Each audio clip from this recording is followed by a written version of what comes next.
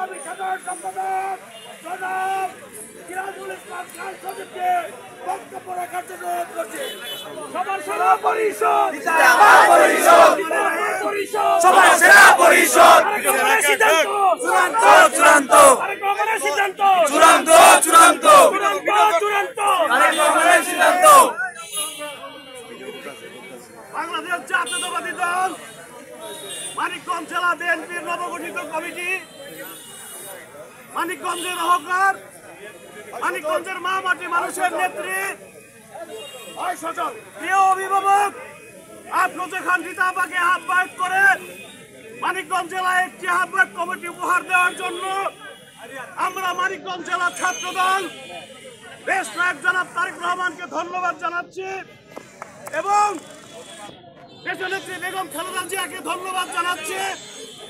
আমরা মানিকগঞ্জ জেলাবাসী জানি মানিকগঞ্জ জেলায় বিগত স্বৈরাচার খুনি হাসিনার আমলে স্বৈরাচার খুনি হাসিনার বিরুদ্ধে আন্দোলন সংগ্রামে একমাত্র রিতা ভাই মানিকগঞ্জে রাজপথে আন্দোলন করেছে।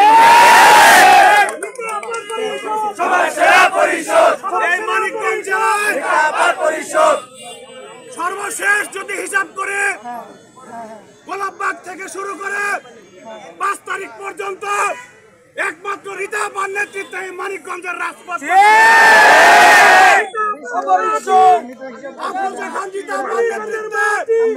মানিকগঞ্জের জুলাই বিপ্লবে 18 তারিখ থেকে 4 তারিখ পর্যন্ত আফরোজা খান রিতা ছাড়া আর কোন নেতাকে আমরা রাজপথে দেখতে পাইনি। বন্ধুরা আমার, মানিকগঞ্জ জেলা বিএনপির আহ্বায়ক এটা সাধারণ ব্যাপার।